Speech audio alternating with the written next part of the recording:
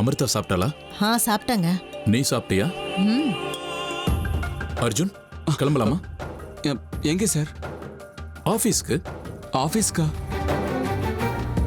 என்ன அர்ஜுன் ஆபீஸ்க்கான்னு இவ்வளவு பயந்து போய் கேக்குற? ஏன் ஆபீஸ் வரதுக்கு பிடிக்கலையா? அப்படிலாம் ஒன்றும் இல்லை சார், இஷ்டம்தான். ஆனா ஐயோ, இவரு கூட ஆபீஸுக்கு போகாம இப்ப நான் எப்படி தப்பிக்கிறது? சார், உங்க வீட்டுக்கு எதிரில் இருக்கிற லைட் கம்பத்துல மெயின் வயர் அறுந்து போற மாதிரி இருக்கு. அதனால எலக்ட்ரிசிட்டி போர்டுக்கு கம்ப்ளைண்ட் பண்ணி ரெடி பண்ணிடலாமான்னு நினைச்சேன். அப்படியா? சரி, நீ இங்கே இருந்து இது எல்லாத்தையும் பாத்துக்க. சரிங்க சார். அர்ஜுன் ஆபீஸ்க்கு வரலையா? நாம கிளம்பலாமா?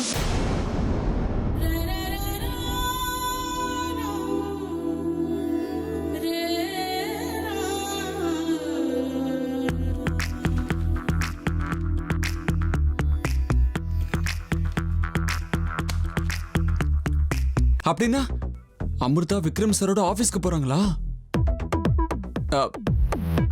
சார், அமிர்தா மேடம் இன்னையில இருந்து அமிர்தா என் கூட ஆபீஸ்க்கு வருவா. Wow, what a surprise! Amrita madam ஆபீஸ்க்கு வர போறாங்களா? அவங்க ஆபீஸ்க்கு வர போறாங்கன்னா நானும் ஆபீஸ்க்கு வரேன் சார். என்ன அர்ஜுன் இது? என்னமோ வீட்டுக்கு முன்னாடி இருக்கிற லைட் கம்பத்துல வயிறு அறுந்து போயிருக்கு, அதை ரெடி பண்ண போறேன்னு சொல்லிக்கிட்டு இருந்தீங்க. அது இம்பார்ட்டன்ட் இல்லையா? அது இம்பார்ட்டன்ட் தான். ஆனா நம்ம கம்ப்ளைண்ட் கொடுத்த உடனே அவங்க வரணும்ல. அவங்க வர ஒரு வாரம் ஆகுமே. அதுக்குள்ள வயிறு அறுந்து போச்சுன்னா? நோ, அவ்வளவு லேஸ்ல அது அறுந்து விழாதுங்க. ஒரு வாரத்துல ரெடி பண்ணா கூட அது சரியாயிடும். நான் இப்ப ஆபீஸ்க்கு போன உடனே எலக்ட்ரிசிட்டி போர்டுக்கு போன் பண்ணி கம்ப்ளைண்ட் பண்ணிடுறேன். நாம இருக்கணும்னு அவசியம் இல்லை மேடம். சரி சரி, அப்படின்னா நீயும் வா. போயிட்டு வரேன் சரோஜா. சரிங்க. அமிர்தா மேடம் போலாமா? இத பாருங்க அர்ஜுன், என் பொண்ணு இன்னைக்குதான் ஃபர்ஸ்ட் டைம் ஆபீஸ்க்கு வர போறா. இவளுக்கு பெருசா அங்க வேலையெல்லாம் ஒன்றும் தெரியாது. இவளுக்கு தெரியாத விஷயங்களை நீங்க பக்கத்துல இருந்து சொல்லி கொடுக்கணும். Sure madam. அமிர்தா மேடம் ஆபீஸ்க்கு வரது ஒரு பெரிய மிராக்கிள். அப்படி இருக்கும்போது அவங்களுக்கு தெரியாததை நான் சொல்லிக் கொடுக்க மாட்டேனா? கண்டிப்பா சொல்லிக் கொடுப்பேன். சரி, போயிட்டு வாங்க. போலாமா அமிர்தா மேடம்? வாங்க.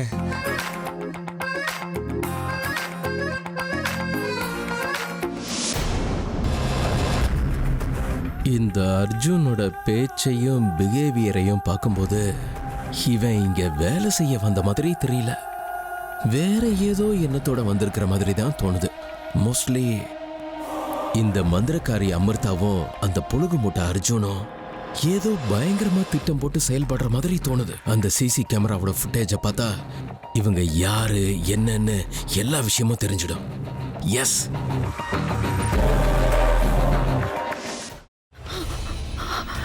இதுக்கு மேல என்ன சொல்ல போற? சொல்றதுக்கு வேற ஏதாவது பொய் இருந்தா சொல்லிடு. அவதான் ஏமாத்தி எல்லாத்தையும் என்கிட்ட இருந்து பறிச்சிட்டான்னு பார்த்தா நீயும் இப்ப அதே தான் பண்ணிருக்க. ஏன் ஆலியா, ஏன் இப்படி பண்ண? இந்த உலகத்துல பாட்டிக்கு அப்புறம் நான் யார் மேலேயாவது உயிரையே வச்சிருக்கேன்னா அது ஊ மேலதான் உனக்கு தெரியாதா? ஏன் இப்படி பண்ண ஆலியா? உனக்கு காசு பணம் அவ்வளவு முக்கியமா போயிடுச்சு. அதுக்காக நம்ம உறவை கூட மறந்துடுவியா?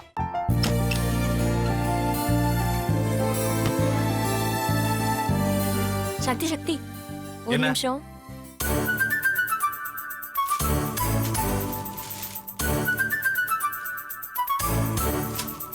இந்தாங்க.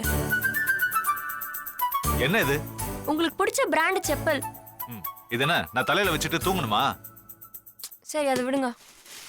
இங்க பாத்தீங்களா, டைம் பீஸ். இதோட அலாரம்க்கு தான் நீங்க டெய்லி எந்திரிக்கணும். அதெல்லாம் என் மொபைல்ல இருக்கு. முத்து, முத்து, என்னடி இவன் முத்துன்னு ஒருத்தைய உருவாக்கி விட்டான். செல்வியை மறப்பான்னு பார்த்தா எப்ப பார்த்தாலும் முத்து முத்துன்னு கூப்பிட்டு இருக்கான்.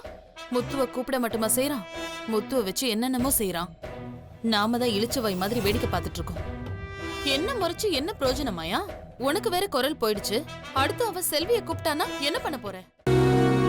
உன்னுடைய விருப்பப்படியே நீ ராமநாத வீட்டு மருமகளா வாழ போற. கண்டிப்பா என்னுடைய ஸ்தானத்திலிருந்து அவன் உன்னை நல்லா பார்த்துக்குவான். அம்மா, டேய், அவரை பத்தி தான் உனக்கு தெரியும்ல. அவர் எந்த முடிவு எடுத்தாலும் அதான் ஃபைனல். நம்ம அப்பா வேணுமா வேணாமாங்கிறத நீயே முடிவு பண்ணிக்கோ. வாடா.